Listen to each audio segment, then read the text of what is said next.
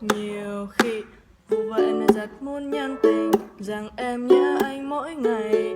Giờ mình chỉ nhận ra khoảng cách của đôi mình là nhiều giờ trên máy bay. Về em đây chỉ là một cô gái đáng yêu, chỉ có biết nhớ anh rất nhiều. Dù trời mưa hay nắng to, trái tim này chỉ biết nhớ nhung. Con trai mà em nhớ mong là một chàng trai Việt Nam dễ thương. Lần đầu tiên gặp nhau anh đã cho em vẫn vương. Rồi cô gái từ phương xa đến như em biết cách nào đây để nói ra, đành phải dùng một lời thương mến mà em đã rất thân quen. Hào sang đi, hào sang đi, hào sang đi, hào sang đi. Em nhớ và nhớ rất nhớ anh.